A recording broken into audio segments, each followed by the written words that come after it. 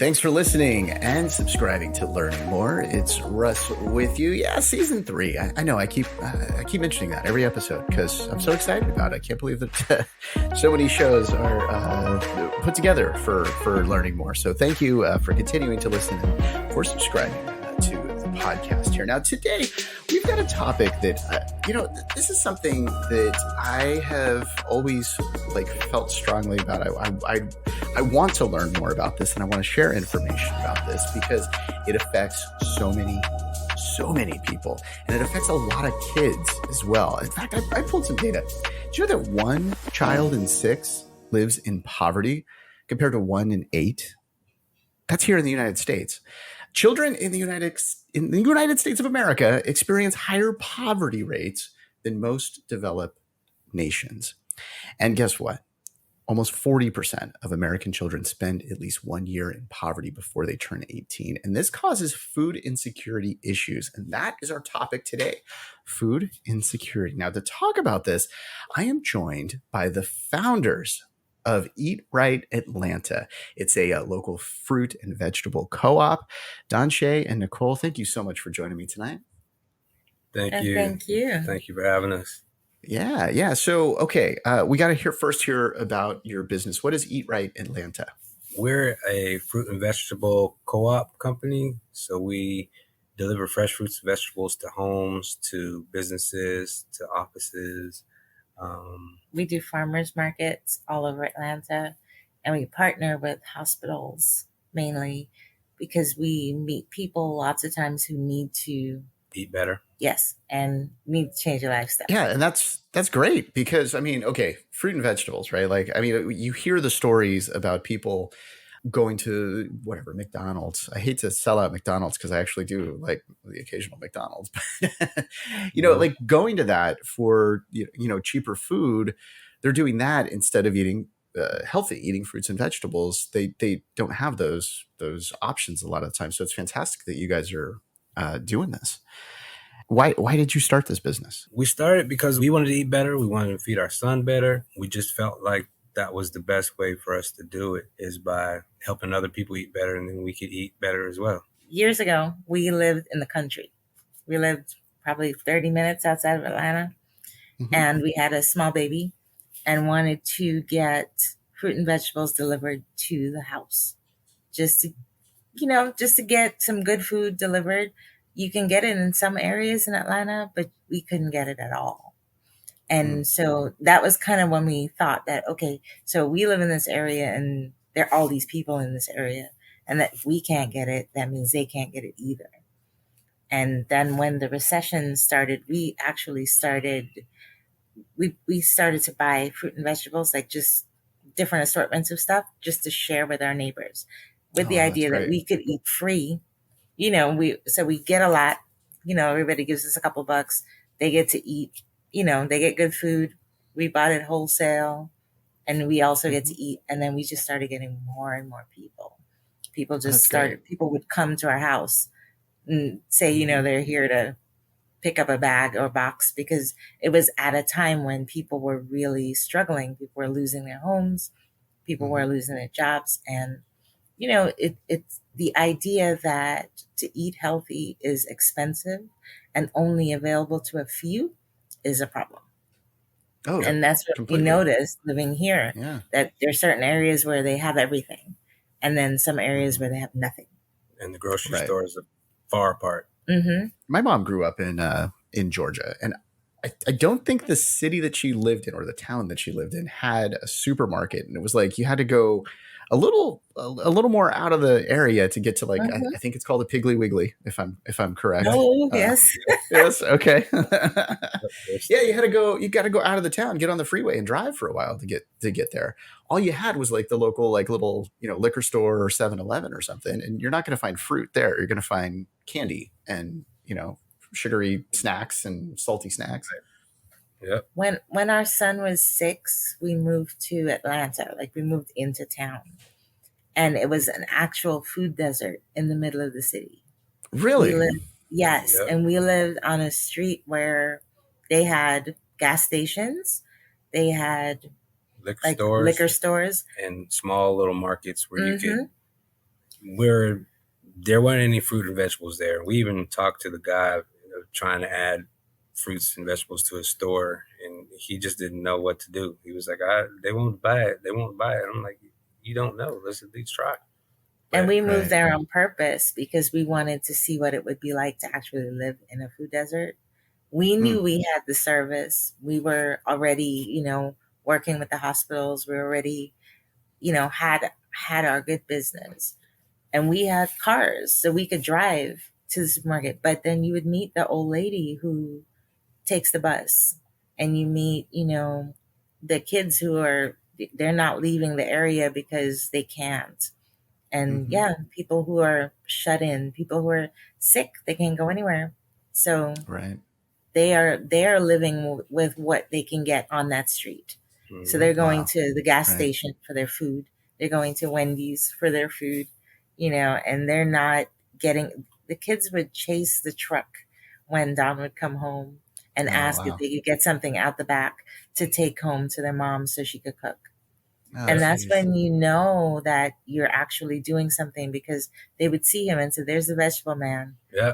They're waiting on me. I come home, they know where I would park, so they're waiting where I park just to get fruits and vegetables. And sometimes we had a townhouse, and they would come and knock on the door, on a Saturday morning to ask if they had anything, if we had anything to give them. Wow. So it's like giving me chills, that's happening. I mean, if it's like, the good news is you were there, but the bad news is in so many other areas, there's not somebody, like you two that are out there to help somebody to get, what they need to maintain a healthy diet. The food desert is actually somewhat of something that I hadn't heard of before. I haven't heard it called that before. And I mean, I've heard about, lack of food in certain areas and whatnot. Do you guys have any idea of where else that's a problem? Like, where else are we seeing food deserts? Because you wouldn't think in a major city like Atlanta, that's a problem. But I'm guessing in other major cities, that's a problem too. Yes. Oh yes. It's all over. Mm-hmm. So food deserts are any place where a supermarket is a greater distance than a mile from where people live. And where it's just good food is not necessarily accessible. And so what we discovered living in Atlanta, that you have areas where it could be 20 miles, 30 miles until they can actually get to a supermarket. And there's some cities where there's no major supermarket at all. And it's based on economics. So the supermarkets say, well, if we go to this area, the people there only have this much money. So we decide we're not going to put one there. So then all the people who live in that area, they don't have a lot of money. And then because they don't have a lot of money, now they don't have a lot of food. And that's really not okay. And then because they don't have the good food, they end up in the hospital a lot. Yep. They have all these negative health outcomes because of their inability to eat properly. So they're just sick all the time, and they're the ones walking around with diabetes and hypertension and strokes, and it's preventable, and we know it's preventable. And so for that reason, that's why we're in the hospitals, because we're in the hospitals meeting people who lots of times it's the worst day of their lives. They found out that something is wrong with them, something is wrong with somebody they love, and they need to go home and actually do something different. So we're there to help them with that. And then we also go to different areas to deliver, to set up farmers markets, to kind of try and be an oasis in the desert, because we have to be, because no one else is doing it. Nope. Right. God, I love that you guys are doing this. I mean, and I love the analogy of an oasis in the desert. That is awesome. Yeah. And okay, so you're talking to people that are in the hospital. Are you working with the hospitals to kind of or working with them to help to create like a diet plan for them? Well, we work with the dietitians. Mostly, well, not in every hospital. Most of them is we're pretty much going through the wellness departments, and we're basically just help the people eat better. It's mainly for like hospital likes to give their hospital employees, different things to have. So this is one of the things that help benefit them. But in the meantime, we're also helping the patients that come in too, and the patient families to eat better. So we are with 5 of the main hospital systems. Fantastic. So you've got a big operation. Are you working with farmers, or are you also doing that? Like, yep. Working with farmers. Okay. We pick up from the state farmers market here in Atlanta. That's where most of the farmers come to. We pick up and we buy from them, and then we distribute it to our customers. We also are in the process of purchasing a farm, where we're currently growing our own organic food. So we're bringing that into what we currently buy. We're trying to alleviate the cost in the produce, and also trying to get people cleaner food. It's like I keep like literally like getting the chills with what you guys are doing, because it's like I'm getting emotional over it, because it's so cool that you guys are doing this, and it's like each step of the way you're doing more and more to help. And it's like it's also growing your business, which is helping your family. I mean, it's such a great story all around. So it's like it's even hard for me to come up with questions, which I'm usually like I'm the talkative guy, but it's hard for me to even move forward. But I do have to ask, like right now we've had 2 different things. Let's first talk about like what's going on right now, because we've got inflation hitting us pretty big time. Is that impacting your prices, and is that impacting your customers? How is that making an impact on, first of all, your business, and then second of all, your customers? The prices are definitely a lot higher than what we're used to with the different products that we're buying or produce that we're getting. But by buying the way we buy and splitting it up to where more people can eat from one case of apples versus just somebody just buying a case, we can split it up and get more people eating healthier that way. We're getting more people because of our prices and our quality. They go to the grocery store and they're trying to buy stuff there, and they're finding out that, they're at the mercy of the scale. 3 apples is going to cost them $4 or more. It's 6 now. It's about 6 now. Yeah. So I just bought some. It's expensive. Right. So at the grocery store, you're paying so much more. When people go there and they notice the price difference, and then they hear about our service, and they're like, wow, I can actually afford this. I can actually really change the way I'm eating and change my diet, because they're making it affordable for me to do that. And so we're picking up lots of customers that way, just by keeping our prices down. We hadn't had to raise them, but recently we did, but not that much. It's just certain items that we did that with. Nice. And we didn't explain this before. We sell by the bag or the box. Oh, yeah. Okay. Yeah. So we don't do anything by weight. So, you go to the supermarket and you want potatoes, you have to put potatoes on a scale, and then they charge you by the weight of potatoes. We do our packages for families and for people. So we want you, when you take this food home, so we have a vegetable bag is $20, and it has 12 different types of vegetables in it. And it's so if you decided you wanted to make it work, it could, you have enough for your lunches and your dinner, whatever you're going to make for the week. Like you can live off this bag for the week. Mm-hmm. Or up to 2 weeks. Mm-hmm, depending how you want to do it. Mm-hmm. And some people they'll get a fruit bag and they'll get a vegetable bag, and they'll spend $40 and they'll manage to make it stretch for them. So you go in the supermarket, they're charging you $8 or $9 for a bag of grapes. We're not doing that. A grape just counts as one item in your bag. And how inflation has affected us, if the price has gone stupid, we just don't buy it. So it's just not available with us that week. So we have. So you're just adjusting based on. Mm-hmm. Okay. And if this happens, then okay, it's not on the list. And the things that are more affordable are on the list. And usually we find that, if you stick with seasonal, you'll be fine, mm-hmm. because it's all growing at the same time. So farmers want to get rid of it. They have to. If they don't get rid of it, it's just going to spoil. So we buy those things, the things that, like we have I don't know if you've ever heard of muscadines. We have a man here. He has a muscadine farm. and muscadines are they're like a Georgia grape. Oh, okay. We have a good deal with this farmer where he just wants to sell them. He can't sell them on his own. So now we buy them all from him, and they're part of the packages that we sell to people. It's kind of a win-win for everybody because he's managed to sell his crop and we're able to bring it to people's tables, and they love the idea that, it's something from a farm that's nearby. That is so cool. Your prices are amazing. I mean, I don't mean to turn this into a commercial, but wow. Do you ship to California? We're working on that. Yeah, especially for organic. Going to a store here in California to get organic fruits and vegetables, $20 is going to get you like a little small bag of something. Like you're going to walk out. I mean, maybe that's the thing of blueberries. And that's so crazy because you have all the farms. Yeah. We see trucks that come from California every day because you have so much farmland, and you would think that it would be affordable. No.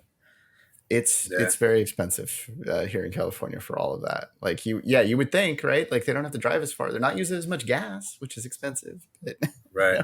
Okay, your business has been around since 2010, which means you also had that other little thing that you made it through the pandemic. How was that for your business? Yeah, it was like one day we were in a hospital and we get that call and they're like, "Hey, we got to shut it down." We had 43 locations, and then we had 0. In like what? In a day. It took a day for them to all finally call us and say, "Hey, we can't have anybody else in." So, but then guess what? We had 10,000 customers who would come to our 43 hospitals. So we emailed them, send them an email, and said we would deliver if they wanted. And then the next day they crashed our website. Oh. Nice. And we started a delivery service. We didn't even have drivers. Mm-hmm. We did not know how to do any of it. So was it just the two of you just driving around? At the beginning, it was we were part of the team. We definitely had to hire quite a few drivers to help us get it out and get it to people. And then there were people who were home. It was the pandemic, but they didn't want to sit in the house. And they said, well, if they could just pick up the food and drop it at people's doors, they would do it. Yeah. So that's how we got drivers. And that's awesome. It just, it was, it morphed into a whole other business, something we didn't think we could do. He bought a software for us so we could route because we didn't know how to find people. And how do you know how far one person is from the next person? Mm-hmm. So once he bought the software, and we were like, "Oh, okay, we can do this. We're in business now. We're going to figure it out and do it." Yeah. I love that. That was something. I've got to get you guys. I have a business podcast now. This is another commercial that I'm going to throw in here, but DIY for Business podcast. Okay, I'm going to have you guys on that because I love this story and I'd like to share. Get the more business side of it as well. Like I said earlier, it's like I'm getting the chills about your business because it's so nice what you're doing. I love your guys' mission. As I've worked through various jobs throughout my career. It's like there's jobs that I felt really good about, and there's jobs where I'm like, I'm sure with this, you guys also feel great. Like, how does what you're doing make you guys feel? Oh, it makes us feel awesome. We feel great. I guess the main thing is that we're just helping people, and we're helping so many people. And when we hear, people say, "Hey, I really enjoyed my bag last week," or this was, we pride ourselves in getting people quality as well. Like I'm pretty much tasting everything that I buy at the markets to make sure that it tastes good. I don't want to just send somebody something that tastes bad and then they get it and they're like, I didn't really like it. I mean, sometimes that happens, but most of the time we're trying to keep our quality top notch. And that's another good reason why we still keep a lot of our customers, because they're happy with the product that we get them. And with the farm that we're running, we're going to have even more fancier, nicer, greater, tastier stuff coming and up. he grows all of that. I don't do it. He does it. So, did you have a background in this, or you're just figuring it out as you go? Like, what's the story there? I had a friend who needed help. He says, "Hey man, can you work to make a couple of deliveries to a couple of restaurants? Because this other guy, he's not going to be able to do it." And so I was like, "Yeah, I could do it." And so I learned about produce by delivering to restaurants. So I started that's when I started basically getting an understanding of what quality and what chefs wanted and stuff like that. So now you got the taste buds for it. You can pick the good stuff. Yeah. That's got to be a fun part of the job, though. Get to try all the food. Gotta love that. Gotta taste. So if somebody if somebody's around the Atlanta area, obviously, like, call you guys. So how far out do you go outside of Atlanta? Is it just Atlanta, or is it? It's a lot of cities even outside of Atlanta where you can drive about an hour. Yeah, it's about 60 miles. We'll go. Yeah. Okay. Beautiful. I think I got some relatives out there, so I'm going to tell them about and have them go. And it's eatrightatlanta.com. And also it's also Eat Right Atlanta on all the various social media platforms.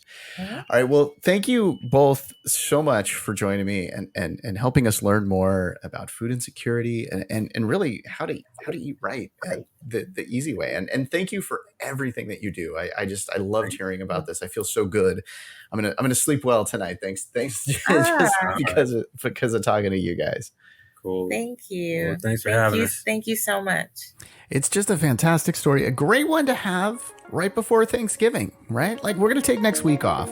And I'm going to, spend some time with the family. And I expect to bring this up and chat about it because I want more people to know about this so we do take more actions. There's a fantastic article on the cleanlabelproject.org blog article that's how I discovered all of this, and that's why I wanted to do this story. So cleanlabelproject.org, just do a search there for food equity and you'll see this blog. I also did research on YouTube and Scribed and all these other sources. There's a lot of information out there about this. Another great one for you to go look at to learn more about this is the USDA. They've got a whole download where you can actually look at your neighborhood, your county, your city, whatever it is, your census tract, if you know that. I don't know what mine is, but you can look in your city to see where your city scores on this. It's really cool. It's an Excel file that you can download from the USDA. Now, it's based on 2019 data. As we mentioned in the interview, things have definitely changed because of the pandemic in 2020. Please do learn more about this and continue this because I just feel like it's really cool and it's really great what these two are doing in Atlanta. And hopefully, we can do this in more places and get the right food to the right places. That would be amazing. All right. So next week, we are going to take the week off, I'm going to throw a turkey on the smoker and do the whole thing and set up, my Thanksgiving here. Hopefully you are doing something fantastic for Thanksgiving other than listening to podcasts. But you know what? The week after, start listening again. I'm going to do that because I do need your support. I do need you to listen, subscribe, review the podcast if you can. That would be fantastic. I want to thank you. Thank you all for subscribing. Thank you for listening. Thank you for allowing me to continue to do this into season 3. And I look forward to more episodes with you. We got a couple of more for this year. Then we're going to take a couple more weeks off for the holidays. And don't worry, brand new season coming out, season 4, starting up in January.